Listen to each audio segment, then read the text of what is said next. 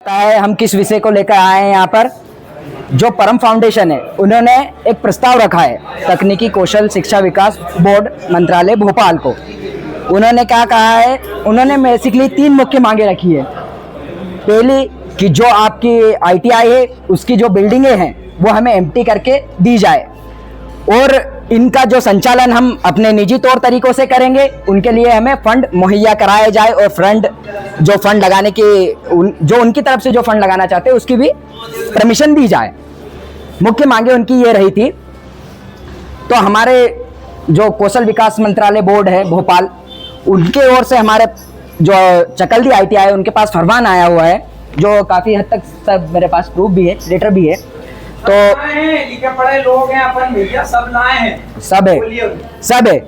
और basically individual तरीके से भी जो मैं सूचना जाहिर मतलब प्राप्त करना चाहता था उस तरीके से भी मैंने मेल किया है। परम फाउंडेशन के एडमिन को भी किया है, मीनाक्षी कुमार सर को।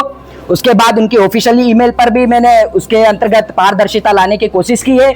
उसके बाद जो हमारे DSD के ऑफिसर हैं, जो मेन मुख्य अधिकारी, उनको भी मेल किया है। लेकिन इन लोगों का किसी भी प्रकार से ना कोई मेल आया है ना कोई जवाब आया है किसी भी तौर तरीके से। इसके बाद हमारे साथियों ने जो कलेक्टर साहब को ज्ञापन भी दिया था, उसके बाद भी मैंने एक इंडिविजुअल तरीके से ज्ञापन दिया है कि सर हमको इस बारे में तो पारदर्शिता लाई जाए कि सरकार ठीक है हमारे लिए अच्छा करने जा रही है। हम मानते हैं निजीकरण कुछ चीजों को लेकर हद तक हमारे लिए सही भी है, लेकिन उसमें पारदर्शिता जरूरी है ना। जो बच्चे पढ़ने वाले हैं वहां पर आप उनको चीजें मुहैया करवाएंगे तो आपको बताना चाहिए कि हम आपके लिए ये करेंगे, तो वो आगे आके चलकर आपका साथ देंगे। लेकिन इन चीजों को मामले में रखते हुए कोई पारदर्शिता नहीं लाई गई है। इसी के लिए हम यहाँ पर सर से मिलने आए हैं और बात रखने आए। और जो MP के 16 ITI हैं, सभी के विद्यार्थी अपने अपने स्तर पर अपने अपने कलेक्टरेट जाकर उन्होंने भी ज्ञापन दिया है, वहां के विधायकों को भी ज्ञापन दिया है। उनकी भी प्रति है मेरे पास। 3 विधायक हैं, रतलाम, बालाघाट और कुक्षी के विधायक। तो उन्होंने जो आगे प्रोसेस की है उनके अकॉर्डिंग वो चीजें भी हमारे पास प्रूफ के तौर पर यहाँ पर है। तो मैं चाहता हूं कि सर हमसे बात करें, हमारी बातें सुने और प्रशासन को आगे की ओर हमारे द्वारा दिया गया ज्ञापन हो या जानकारी हो वो आगे प्रेषित करे। यही मेरा अनुग्रह है सर से। और हम सभी विद्यार्थी प्रोटोकॉल का पूरा ध्यान रखेंगे। जैसे कि हमने ये पैदल मार्च जो किया था उसमें काफी विडंबना आई थी, लेकिन प्रशासन कुछ हद तक था भी हमारे साथ, ये गलत कहना होगा कि, लेकिन उन चीजों को ध्यान में रखते हुए हमारे कुछ साथी जो उनको मैनिपुलेट भी किया गया है, अलग अलग तरीकों से डिटेंशन के लिए दिया गया है सब। और जो SDM साहब और तहसीलदार साहब और उसके बाद हमारे प्रिंसिपल महोदय ने जो ज्ञापन दिया था वो ज्ञापन भी है हमारे पास। वो सिर्फ एक आश्वासन पत्र था। जब परम फाउंडेशन किसी चीज को लाने के लिए प्रस्ताव या लिखित जानकारी दे सकता है तो वो निरस्तकरण के लिए लिखित जानकारी क्यों नहीं दे सकता? वो क्यों बोलता है कि मैं दूरभाष पे चर्चा हुई है, उसके अकॉर्डिंग आपको सूचित किया जाता है कि आपका ITI निजीकरण के लिए नहीं जा रहा है। तो आप सहमत है क्या? लिखित में जानकारी आप लेना चाहेंगे? सही है ना? जब किसी फरमान जारी होता है तो क्या मौखिक बोल देने से क्या वो जारी हो जाता है? लिखित प्रति होती है, उसकी सील होती है, पदाधिकारी के सिग्नेचर होते हैं ना। तो फिर निरस्तकरण आप बोल रहे हो कि हमारी दूरभाष पे बात हुई है और वो बोल रहे हैं कि हम इसको हैंडओवर नहीं करेंगे, हमने छोड़ दिया। ऐसे कैसे छोड़ दिया? मानते हो क्या?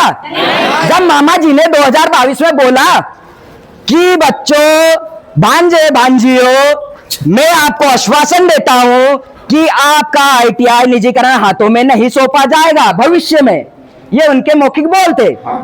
अगर हमारे पास अगर लिखित में कुछ होता तो आज हम प्रूफ करते कि ये दोबारा वो लौट कर कैसे आया है। सही है? हमारी आधिकारिक तौर पर तथ्यों के साथ लड़ाई है, ना कि मुंह उठाकर कहीं भी लड़ने चले आते हैं। कुछ अधिकारी, कुछ महानुभाव कुछ बोलते भी है कि पहले पढ़ो, स्टूडेंट है तो पढ़ो। तो क्या अनपढ़ स्टूडेंट लेके आया है क्या ये? आधिकारिक तौर पर RTI Right to Information Act 2005 के तहत आपको सूचना प्राप्त करने का अधिकार है। उसके लिए कार्य दिवस 30 दिन का समय देता है आपको कि आपको जानकारी प्रोवाइड की जाएगी। चाहे वो इंडिविजुअल हो या सामूहिक हो, कैसी भी जानकारी हो वो आपको देनी पड़ेगी प्रशासन को। लेकिन अगर 30 दिन का समय के अंतराल अगर निजीकरण हो गया है तो क्या वो रिटर्न हो सकता है? होगा? तो क्या आप वेट करेंगे 30 दिन का?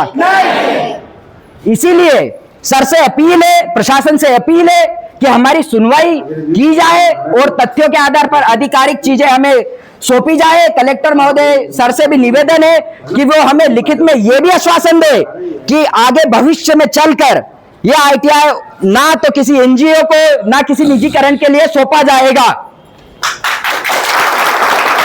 और देखिए, हम कोई उपद्रव ना मचाना चाहते, ना संविधान का उल्लंघन करना चाहते, एकदम संवैधानिक तरीकों से अपना मुद्दा रखेंगे और मेन प्रोटोकॉल को ध्यान रखते हुए सब प्रशासन की भी सहायता लेंगे। अगर ये मांगे हमारी यहां पर नहीं पूरी होती है तो जो मध्य प्रदेश के 16 आईटीआई है वो सभी विद्यार्थी एकजुट हैं। उन्होंने अपने अपने स्तर पर सभी स्तरों पे जहां ज्ञापन वो दे सकते थे उन्होंने ज्ञापन दिया है। अगर इन चीजों को लेकर कोई कार्रवाई नहीं की जाती है तो तकनीकी कौशल शिक्षा विकास बोर्ड भोपाल में धरना दिया जाएगा। तो इन चीजों को लेकर हमारे काफी छात्र एकजुट हो चुके हैं और काफी छात्र जो हमारे हैं हेल्थ इश्यूज की वजह से इस पद यात्रा से घर भी रवानगी कर चुके हैं। तो मैं सभी साथियों का धन्यवाद करना चाहूंगा और प्रशासन का भी धन्यवाद करना चाहूंगा कि वो हमारे लिए उपस्थित हैं और हम उनका आदर करते हैं। उनके लिए जोरदार तालियां बजा दीजिए। Thank you sir. और एक और